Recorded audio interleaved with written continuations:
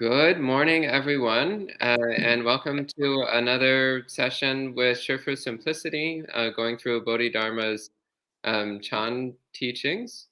Again, we're very happy to have with us Shifu Simplicity from Germany, offering us this series of classes. So as usual, she'll be giving a talk, and you're welcome to type in questions at any time, and I'll read out your questions for her at the end. So I'll go ahead and pass things over to Shifu for today's talk. Thank you, Bante, for this introduction. And we will continue with the teaching on the essence of Mahāyāna practice by the Chan master Bodhidharma. And we already talked about the text. It has five paragraphs or 5 chapters. And we already talked about the first 3 chapters, and there was just a reminder. There was the entering, the first sentence was, to enter the great way there are many paths, but mainly essentially 2 means, the principle and the practice. So the principle was the first chapter, where someone who just gets lightly introduced in touch with the true Dharma, with the deep Dharma of true reality, and can right away understand it and realize it by themselves through some teachings in words or in written form. And that person has sharp roots of wisdom and can understand and dwell on their true mind right away. That is the first paragraph, the first method. And once the idea is, once you realize your true nature, you still, that's not the end of the practice, but you find the entrance on to the way, and the way is here the Mahāyāna mind, the mind of the absolute reality. So the entrance by principle is you understand this mind right away, and then you cultivate it and deepen that experience all the way through to the full accomplishment of Buddhahood. That's the first entering by principle. And if you are not successful in that, then you can still enter by other means, and that is, we call the entering by practice. And there are summarized here 4 ways of practice. And the first was accepting adversity. The second was adapting to conditions. The third was seeking nothing. And the fourth was acting in accordance with the Dharma. So the first was how we practice when we experience suffering, basically that we learn that the mind is beyond suffering and joy, and also the understanding that everything is causality, and we know that when we experience bad situations, so-called bad luck, in our life, things don't go the way that we anticipated them, and that we understand that this is our own karma that we created at some time in the past. We accept it, we take the responsibility for that as the karmic consequence, and we don't worry about it.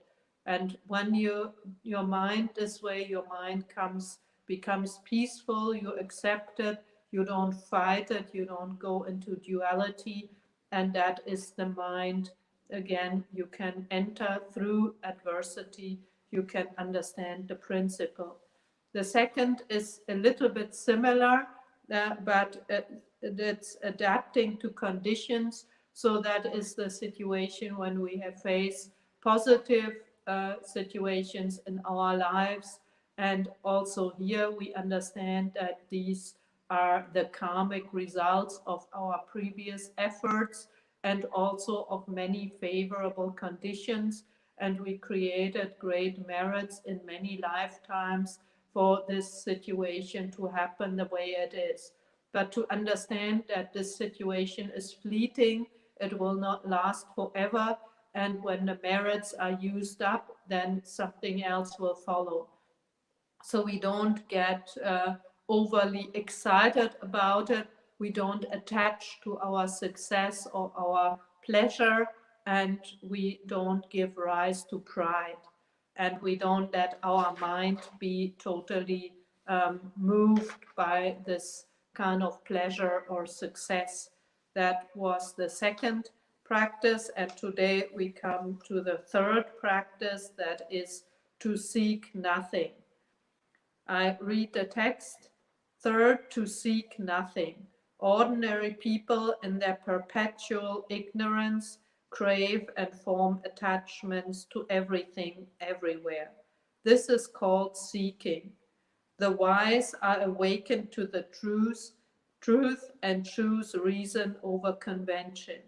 Even though their forms follow the law of causalities, their minds are at peace and empty of effort. Since all existence is empty, there is nothing to be desired. Blessing and darkness always follow each other. This long sojourn in the triple realm is like living in a burning house. To have a body is to suffer. How can one attain peace? Those who understand this renounce all mundane existence, cease desires, and stop thinking.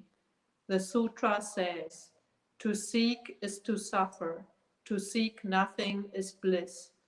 It follows that to seek nothing is to truly follow the way. This is the practice of seeking nothing. That is the third practice.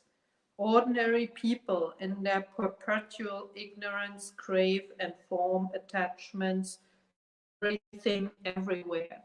So people in the world, like there's a lot of craving that is part of our root afflictions. We have craving, anger, and ignorance, and we don't see clearly. So in Chinese, the sentence is, worldly people are always deluded. That is the literal translation. They are long-term deluded. And why are they deluded? Because we, as worldly, unenlightened people, we think this body is me. We think that the things in the world are real, and therefore we continuously attached to things, to situations, to thoughts, and we crave all kind of pleasant experiences. So worldly people crave for material, for fame and reputation, for sex, for food, and for sleep. And there's those are worldly things. And everyone in the world, especially when people don't learn Buddhism, they think, oh, those are the pleasures of the world that I should be seeking after, and when I get them, that is happiness. And that is a general understanding. And so once we start our practice, we try to learn to look through those things and see their true nature, to see that actually this physical body is not my true self, that this physical body is empty, and there is no inherent self in this person that I think is me. This person is just made up of the 5 skandhas. The form skandha as the material part, and the other 4 skandhas as the mental and the emotional part. So but before we understand this, and we are not enlightened to this level, we still think that this person is real. And once we think the person is real, there's the ego, and the ego has craving for pleasant experiences. The experiences may be the sense pleasures, what we see, hear, smell, taste, the touch or temperature, and also what we are encountered with our thoughts, our mind. So we try to entertain pleasant thoughts, nice memories, and so on. And we sit there and we think about this and that, and or nice dreams about the future, and all this is attachment, and all this. So with those we constantly seek those pleasures from the six senses, and then we attach to them. And that's the way actually that we turn around and around in samsara. In Chinese, from the sutras, I think it's from the Kshitigarbha Sutra, there's a saying, craving for the desire for fame, material things, sex, food, and sleep are the roots of hell. So we need to see that this is a very serious business. Of course, we need to eat and we need to sleep, but here it's the seeking for eating, for food, and for sleep, and the attachment. And we can, when we are honest with ourselves, we can see we also have quite a lot of attachments to food. We like this food, we take a little more. We like that, we don't like that food, so we avoid it. We want to have a snack after work, or when we feel bored, we go to the kitchen or to the cupboard and grab a chocolate or some chips or something, and that all that is craving for food. And so our mind is constantly craving and seeking those pleasures. And most people think that those pleasures that is equal to happiness. And so the life, people, because of seeking and attachment, they create all kind of karma, and that attachment leads to the cycle of birth and death, to the as long as we are attached, even only with one thought that there is rebirth, there will be a new life when we die, and we cannot escape samsara. There's a story of a famous Chan master in the past, and he was already very good in his practice, and he could enter deep states of samadhi, and also he was able to dwell on his pure mind. So he was in his hut, and because he was a very already famous teacher, the emperor was very fond of him, and he had given him a special bowl that was made of a very special porcelain china. And so he really liked this bowl, and he liked to look at it, and he appreciated it very much, and he always took care that it's placed in a safe place. But other than that, he was actually quite relaxed and lived a very simple life in a hut, meditated. And so one day he was in a deep state of samadhi where he had no thought, and his mind was in a state of true suchness. And actually it was the time his lifespan was up, and King Yama had sent two of his servants. The King Yama is the king of death. So when your time is up and your time is, it's time to die, King Yama, the king of death, will send some servants to carry out death and call that person that they need to die. So there were those two servants, and they are beings in the ghost realm, and they tried to look for the monk. But because he was in a state of samadhi, dwelling in a state of no thought, they couldn't find him, because ghosts find us because of our moving of our mind, because the thoughts. And even though when you meditate and you use a way of contemplation, let's say you use your thoughts, you do metta meditation or meditation on impurity, or even if you use awareness of breathing, your mind is still active in those techniques of meditation. But there's a meditation where the mind is totally still and there's no thoughts. The mind is still and clear and alert at the same time. And then there's no movement of the mind, so those two ghosts couldn't find him. So what they thought he must be there somewhere, but they couldn't find him. So they asked the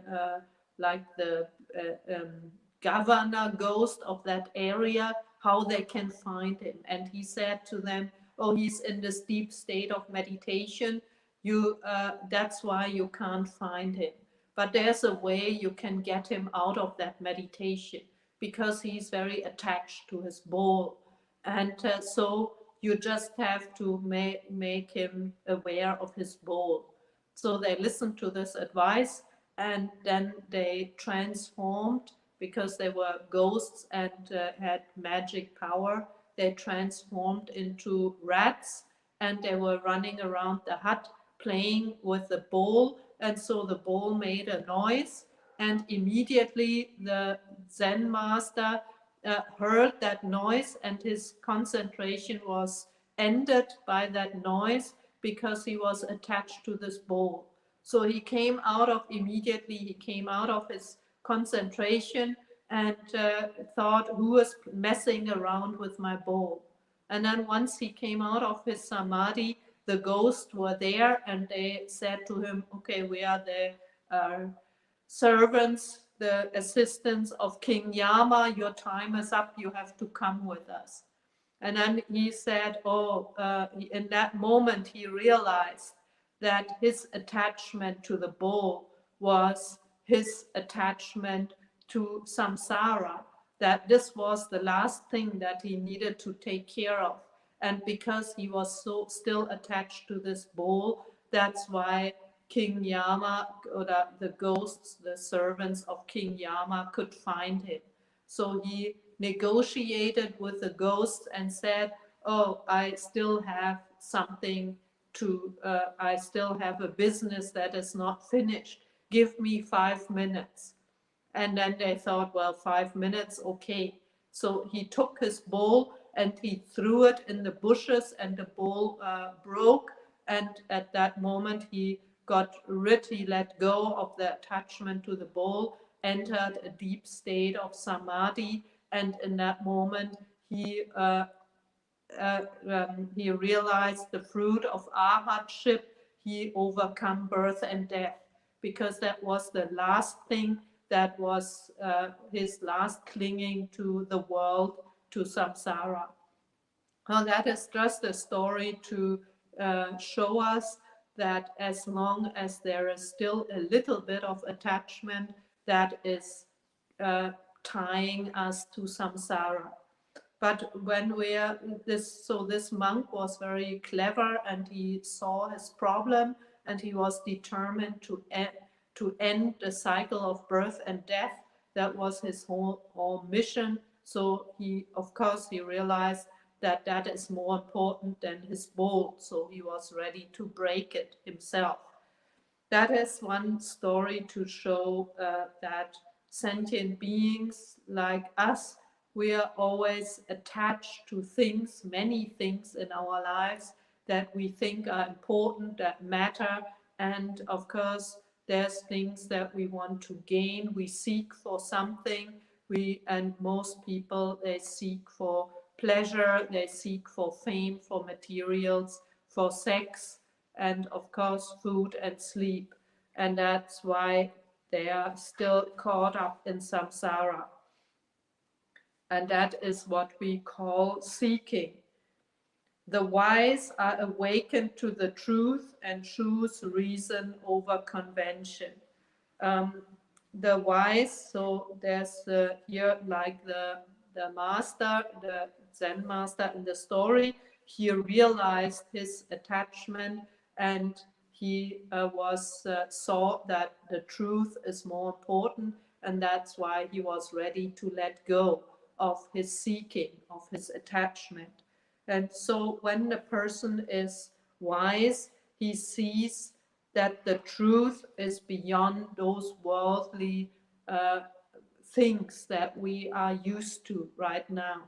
Right now, from the time we were born, we had desires, we were seeking. Little children, they want some sweets, they want toys.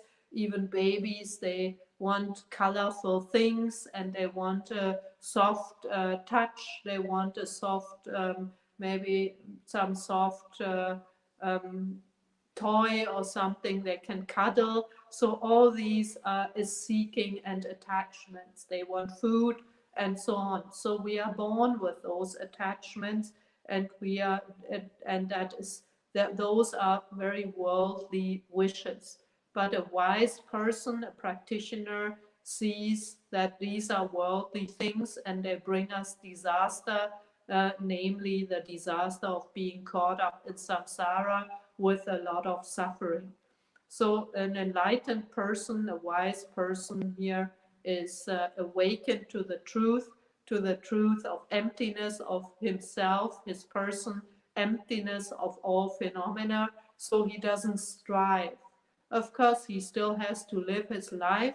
An enlightened person still needs to eat and drink and go to the bathroom, but the person is not attached.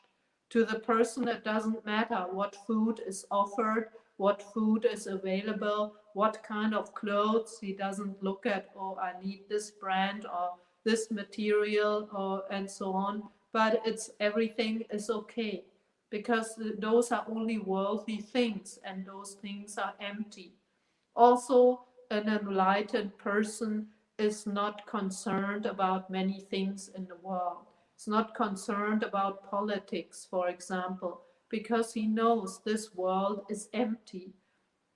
A lot of topics, there's so many controversial topics. People get into arguments and fights and discussions, but from the point of view of the absolute truth, those is just causes and conditions, and that is the relative truth. And the relative truth, as the name says, or the conventional truth, is relative. So certain things that, for example, were we concerned ethically correct, we defined as ethically correct, or they were okay in society, let's say 2000 years ago. Now we have a different society, so maybe the opposite thing would be considered as good or as correct. And once we see through that, we see that those conventions are changing, and there is no only one thing in the world that is good or bad. So we are clear about that it's all relative. It's all embedded in the general situation, and it's not worth to get into arguments about those things from the point of the ultimate truth. Everything is causes and conditions. Everything individually is individual karma. So we know we can learn to act accordingly, so we can create wholesome karma, and we don't complain when things don't go the way we want. So it's pointless to spend a lot of time arguing about a lot of points.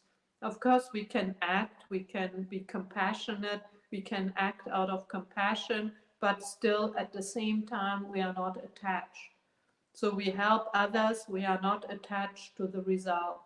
We can engage, but we are not attached to the result, and we don't get angry when things don't go according to what we think what is good, because we see good and bad is also empty.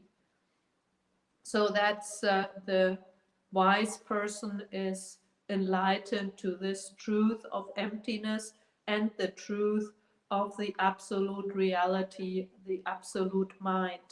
And then the next sentence here, it says, he chooses reason over convention. I have to say I don't like this translation. In Chinese, it's called Li Jiang Su Fan. The literal translation is when Li is the principle that we had in the first chapter, the principle of truth, the principle of true mind, the principle of Buddha nature. So, and opposed to the Li, the principle, there is the conventional things. So when the principle approaches, that means we are more in touch. The more we are in touch with the principle of true mind, the more we approach the direction of Buddha nature. The more our Buddha nature manifests, the more the conventional things will go. They will go far away. That means what we live in accord, more and more in accord with the true reality, with the middle way reality. And the worldly things, they go, that we turn our back to the worldly things. We turn, the more we come closer to the truth, the more we get away from the worldly things and the worldly view. And that is what a wise person is doing. And we can take this sentence and also make it into our practice. We can learn, when we learn Buddhism, to learn what is the view of a practitioner, what is the view and the reality of a wise one, and what is worldly view. And to learn to get slowly turn away from the worldly view. For example, the view that sense pleasures are good, that sense pleasures are worthy of craving for. That's a worldly view. People want money, people want sex, people want relationships. And once we realize that this is all bringing forth future suffering, this is creating karma, this is attachment, that is the view of an enlightened person, of a wise practitioner. So we can train ourselves to look at it from the Buddhist perspective, from the perspective of the view of the Absolute, to see that things in the world are causes and conditions. For example, when we look at situations in society, there will always be situations that are unjust.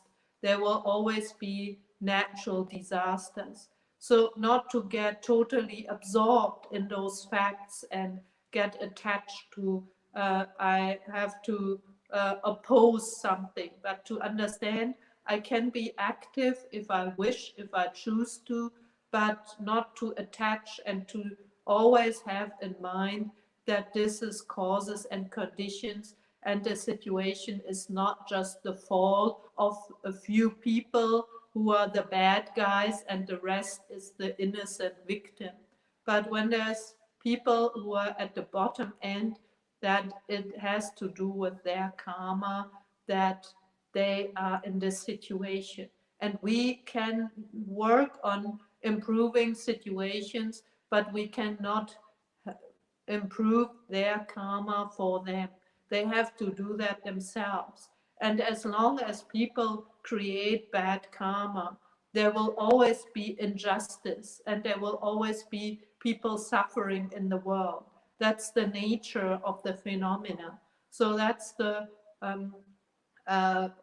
view of seeing that everything is causes and conditions, and also the view that also everything in the world is, in the end, is just an illusion.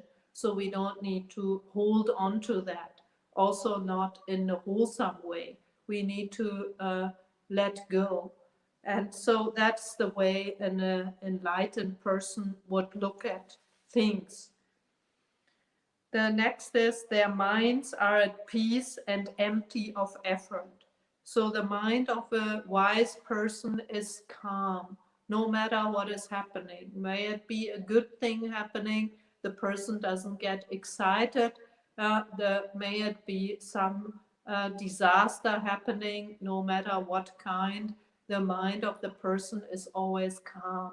The mind is calm and clear, and at the same time empty of effort. And here it's the Chinese word wu wei that we already talked about.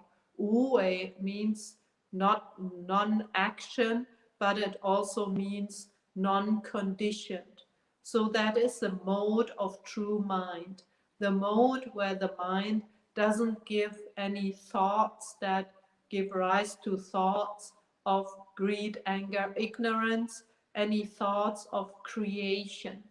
The mind is just doing things in a very intuitive and wise and calm way.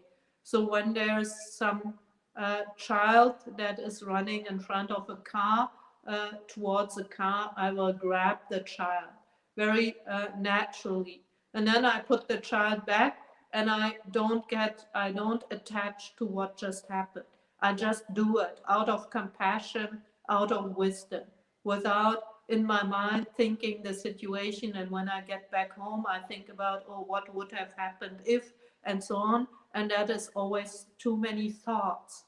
So the mind that is in the state of empty of effort or wu wei doesn't mean the mind we are only sitting in a hut and doing nothing, or sitting on a cushion, but we can act in the world, but the mind is always calm, and the mind is not attracted by the six senses. The mind is acting out of compassion, out of metta, out of respect, out of clarity and concentration. So that is the mode of true mind. The mind is calm and clear, and the mind is knowing. The mind knows exactly what is the right thing to do and has wisdom. And but the mind is not giving rise to shooting a lot of thoughts, what is usually happening. So that is the state of mind, the mode of pure mind, or the mode of our true mind. That is what we call wu wei, non-empty of effort. And so that usually we use our thinking mind. We are considering, we are thinking, we are feeling. That is the deluded thinking mind that is acting. But here in the state of wu wei is the true mind that is that is the mode of true mind without any deluded wandering thoughts. And so that is how the wise person is acting. Since all existence is empty, there is nothing to be desired. That is also a wisdom, to see, there's nothing that is worth of seeking. And when we talk about seeking here, in generally, of course, it means seeking for worldly things, for worldly pleasures, but it also includes seeking of the path. So the moment we are attached, we create an obstacle. And especially in some newly interested Buddhist practitioners, they hear about enlightenment, about becoming an arhat or becoming enlightened. Then they become very eager and meditate many hours and try to live a very life according to the precepts. But in fact, maybe there's only this short-term engagement, and there's an attachment to, I need to get enlightened fast. Especially in the Zen tradition, you can find that kind of situation very often. People are in a hurry to get enlightened quickly, and they are attached to that experience. They must become enlightened. And once you are attached, that is a kind of seeking too. And the moment there's seeking, the moment is attachment, then you create an obstacle to your path. So it's about letting go. You can only become enlightened when you really let go, even of your spiritual goals. It doesn't mean you don't have goals. In Buddhism, we talk about vows. Last Saturday, we talked about the 4 great vows of a bodhisattva. So the vows give us strength. They give us an outline. But when we make vows, we are not attached to the vows. We just send them out and we act accordingly, but we don't grasp. And so here the seeking, there's nothing to be desired, also includes spiritual goals. Blessings and darkness. Oh, there I, no, okay. Blessings and darkness always follow each other. That is, we live in a relative world. So when there's happiness, when there's good things happening in our lives, there's pleasures, that is blessings. Things go smoothly, we are successful, we get what we like. Then, but it's always relative. So when there's good, there's bad. There is duality. There cannot be only good.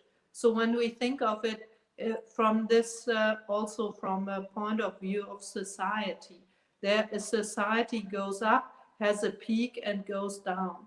When we look at history, we see that very clearly. It's a very normal phenomena. Things cannot always go up and up and up. Economy cannot just always grow. There will be times when it goes down again. That is normal because that belongs to the relative world. So that we need to understand, once we get something good, something bad will follow. So no need to get attached, no need to seek for those worldly things, and also no worry when there's something bad coming.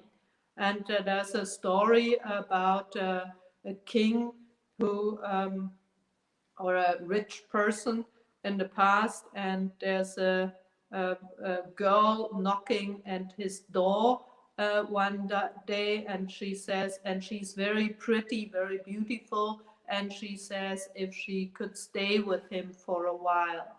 That is in India. And the man is looking at this girl, and he thinks, wow, she is so pretty and so beautiful and has so beautiful clothes. And he says, of course, you can stay with me, come in, I welcome you, you can stay as long as you like. And then she says, I can stay with you, but there's one condition.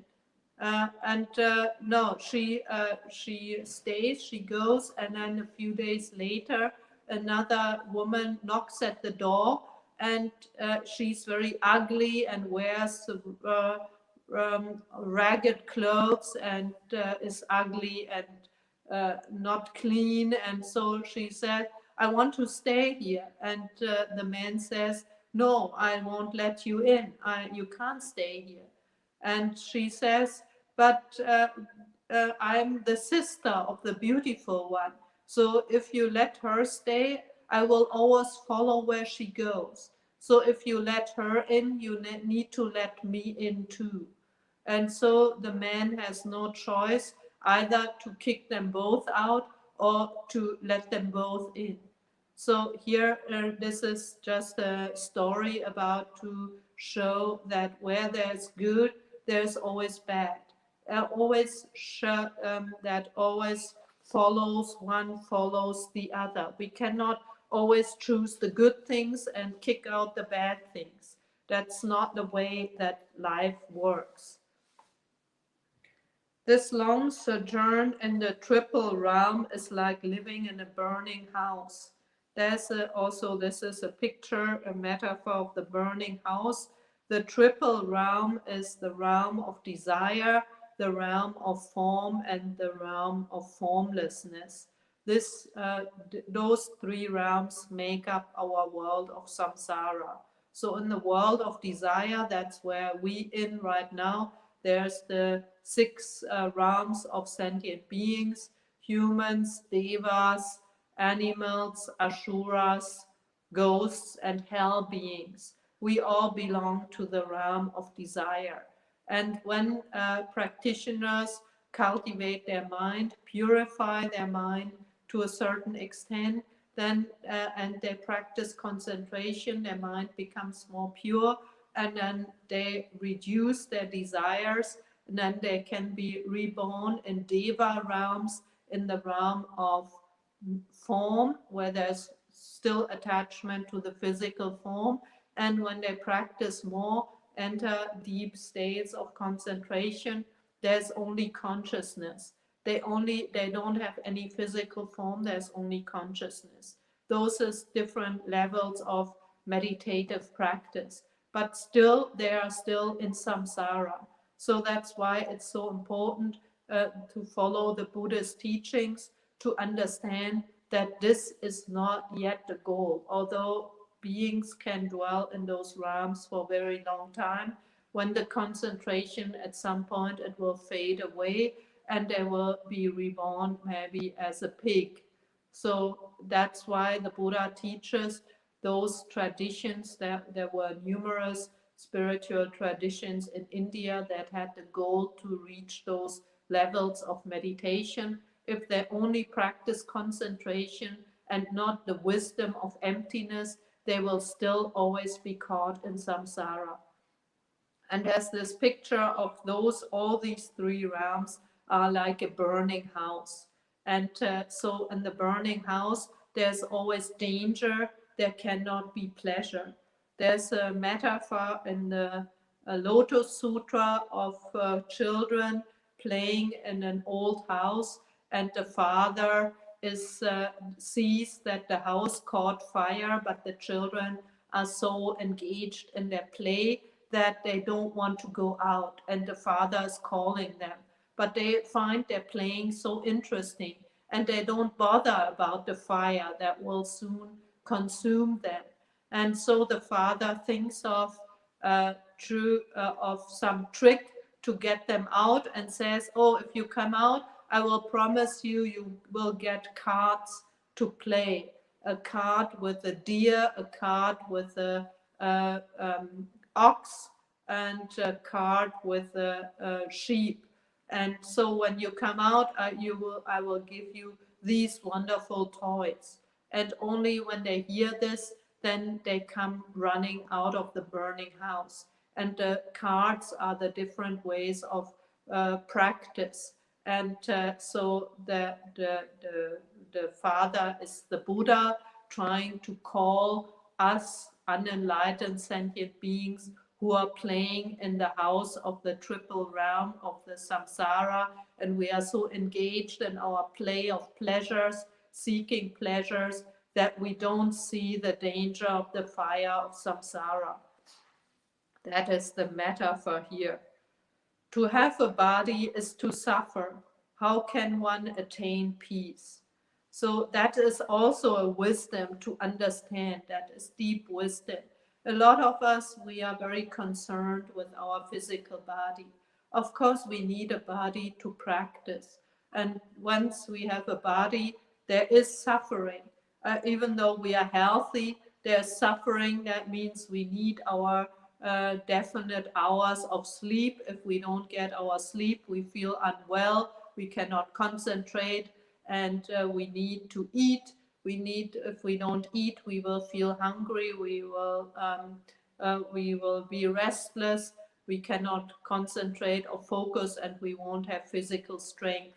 So this is a kind of force. We are forced to live in a certain way. We are not free. And that also is a kind of suffering. When we go on a trip, we need to think about how can we organize our food. We need to think, oh, is there any chance, any opportunity to go on the bathroom on the trip? Like I heard the other day in Germany, there was a long distance train, and on the train, the whole train, the bathrooms didn't function. That was a train from Munich to Hamburg, which is about 6 hours or even more. And so the train had to stop at some station to let the passengers get out of the train to go on the bathroom. So when you are on this train and the bathrooms are not working, you cannot go on the bathroom, then definitely you will suffer. So that is why having a body, even though our body is not sick yet, we still are forced to into a certain behavior, into certain habits, we need to take showers, and we need to eat, we need to sleep, we need to go to the bathroom. And when it's cold, we need to wear clothes. At night, we need to cover, we need a blanket when it's not in the tropical regions. And so there's a lot of obligations we need to fulfill. So we can see just having a body, there's a lot of suffering already involved. And that is normal. That is our karmic result. As long as we are caught up in samsara and we create a certain karma by our actions of body, speech, and mind, we get a rebirth or a birth as a human. So that is our fixed karma. We cannot turn that around in this lifetime. I cannot make myself in this lifetime to become an animal or a deva. This lifetime I'm a human. I can only work on a better lifetime for my next life.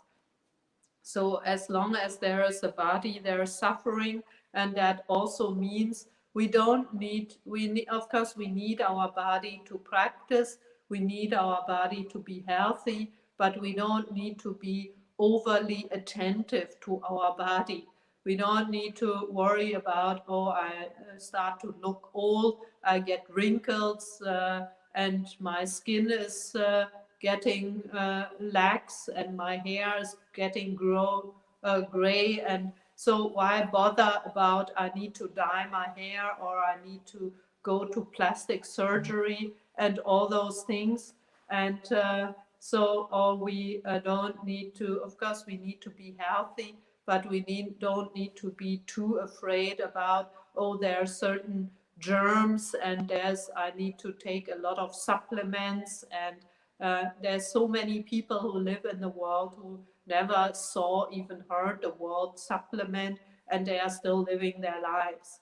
So we don't need to only think about how we can spend a lot of time and money to invest into our physical body.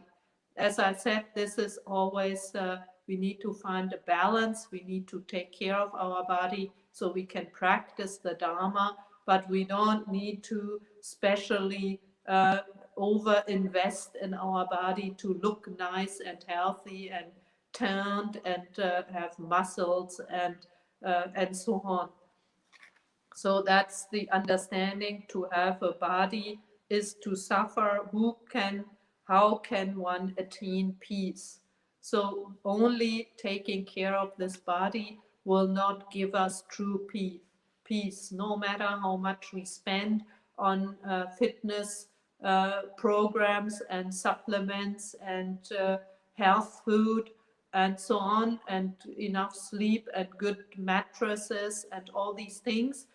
They cannot spare the suffering of sickness and death and old age. We cannot escape. That's part of our karmic process. So to be realistic, we also need to let go of the seeking in this way. Those who understand this renounce all mundane existence, cease desires, and stop seeking. So once we understand this, we turn towards the principle of truth, and we distance ourselves from the worldly convention. So it's the same. We keep our mind calm, we stop our thoughts, we stop our seeking, and then we can be in peace. And this is the way how we practice and how we can be in touch with the principle of our true mind. Our true mind, our Buddha nature is always there. It has been there. It's not bound to our physical existence and not bound to our ego. It's the nature of awareness, beyond duality of self and others, beyond duality of body or not body. So once we return to this true nature, to our true mind, our Buddha nature, there's no need to worry. The mind is clear, alert, and not moving. The mind is calm. There's no thoughts. And yet the mind is clear. So, and it's full of potential of all good qualities without attachment to an ego. So once here it continues, to seek is to suffer, to seek nothing is bliss. So this is what has been another repetition to wrap up this chapter. So to understand, as long as we have craving and seeking for something, may it be material, may it be fame, may it be our concepts, our philosophical, political concepts, or may it be our seeking for enlightenment. As long as there's seeking, there's suffering. That is something we need to realize. And our mind, our true nature, is free from thoughts and free from seeking.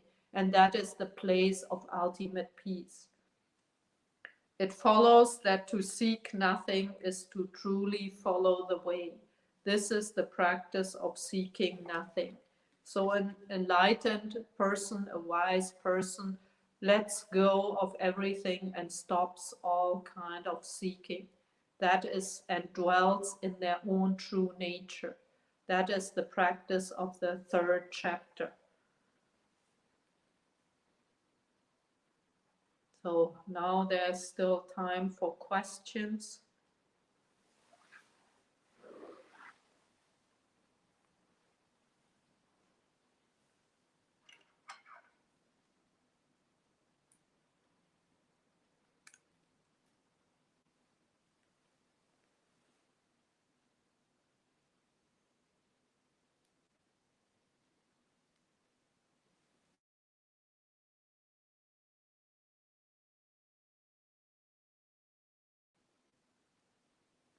Seek their, oh, sorry.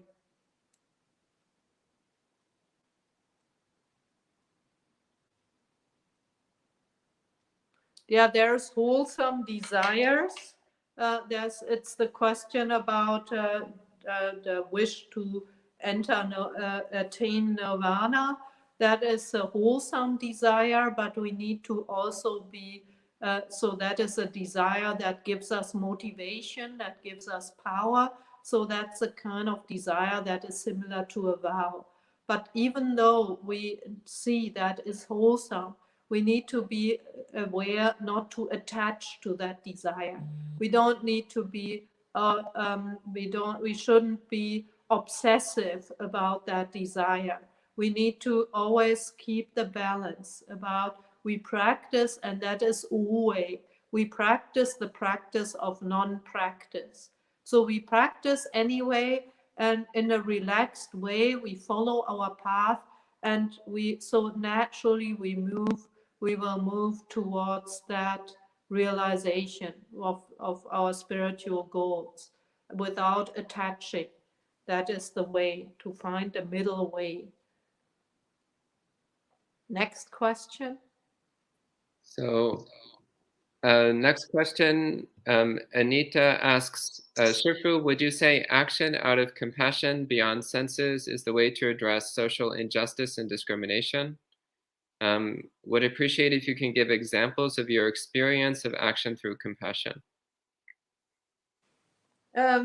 It's very, actions through compassion can be many things. You see, there's a person who is suffering, and you do some ways to relieve their suffering.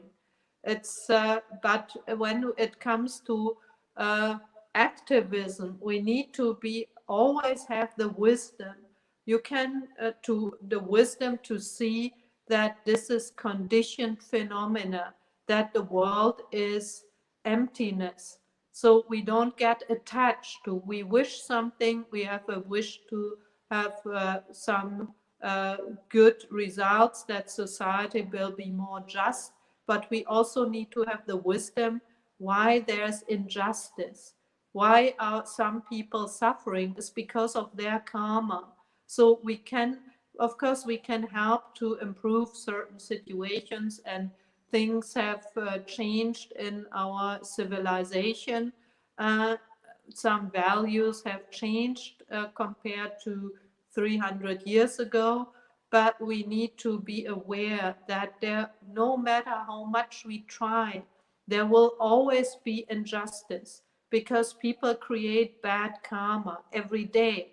When we look around in the society, even when we look around at our own ways of being, we see how much negative karma we already created with our words. We get angry at people, maybe we are not so honest at some moments, and that's us as practitioners. But how many more people are there in society that don't even practice the 5 precepts? People who kill others, people who steal, people commit violence, people commit adultery, people rape, people lie and deceive others, and so on. So once people create those things, they create their own suffering.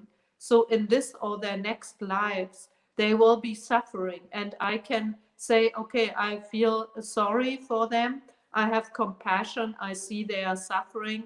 And the best way is to help them with the Dharma. We can, because the way the suffering ends is only by people become aware of their causality, of their own responsibility for their lives. So it's much more effective in the long run if we teach people about karma. Of course, we cannot reach out to everybody, but to generally educate people about karma and about the practice of the Dharma, that this is the way out of suffering, is more effective and more wholesome than to spend a lot of time and energy to trying to turn around the already existing conditions. We can, if you wish to do something, you can, of course, it doesn't say you cannot do it, but you need to be aware that this is causes and conditions, and we cannot switch everything around. We need to be realistic about that. And so with compassion, it's easier to help individuals, I have to say, then, because individuals, you have a direct connection to people, and maybe you can help them and influence them also in a positive Buddhist way. And very important it is when we want to engage in more global things, to have that wisdom that the world is an illusion, that all these phenomena are eventually empty, and how much do we really want to put in of our energy into phenomena that are in the end are an empty world. And and very important, it is not to create any more negativity. That means not to become frustrated and not to become angry and not to blame others for some situations. That's very important. Okay, thank you, Shifu. And next, Gita asks, will one know/realize when to let go of the Noble Eightfold Path? It's not about letting go of the Noble Eightfold Path, it's letting go of our attachment. So, for example, when you think the other day, attachment to the practice, that the other day I had an appointment with a lay person. She wanted to visit me, a Chinese, and we said, okay, 5 p.m. And I had a class in the evening, so I didn't have that much time, and she was only in Berlin for 1 day. And so I said, okay, I have time at 5 p.m. And then it was 5:30, and I thought maybe she's not coming. And then she showed up, and I said, oh, I thought we were meeting at 5. And she said, oh, I needed to do my practice, my Buddhist practice in the hotel room. And I thought, well, that is upside down practice. No, here you can come, and you made an appointment with a nun for a Dharma talk. But she was so attached that she needed to do her recitations, and she had a long journey. And she hadn't done her recitations, and she needed to get that done before she can really do something else. And so that was an example of someone who was too attached to her Dharma practice. So of course the Eightfold Noble Path, we should continuously keep it in mind and practice, but not attach. For example, when I say I practice the precept, I look down on others who don't practice the precept, or at other practitioners who don't practice well, and all those are attachments. So it's a fine balance that we have to find in ourselves. Okay, thank you. And next, Michael asks, can we say that the beautiful and the ugly are the same in the enlightened mind, and so we strive to perceive them in the same way with equanimity? Yes, you can do so. Well, we know that they are all eventually belonging to the conditioned existence. And so we don't need to worry about that.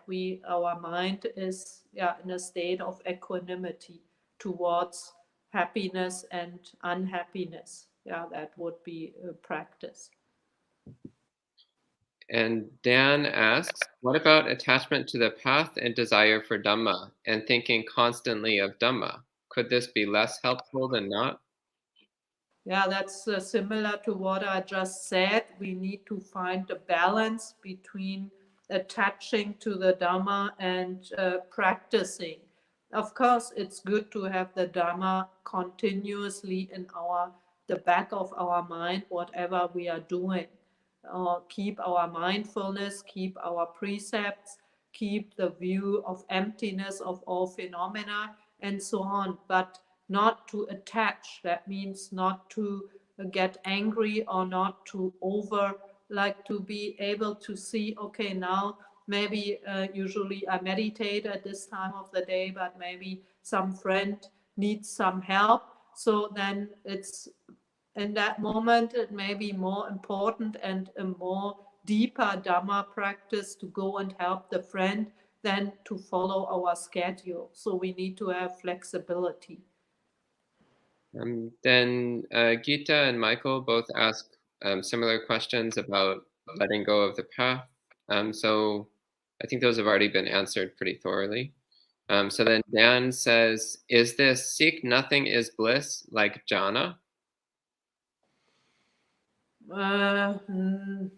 Of course, if you meditate and you come to the jhana states, that is also bliss.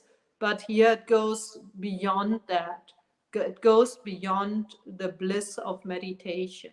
It goes towards the bliss of true mind, of pure mind, and that is not only in the state of concentration.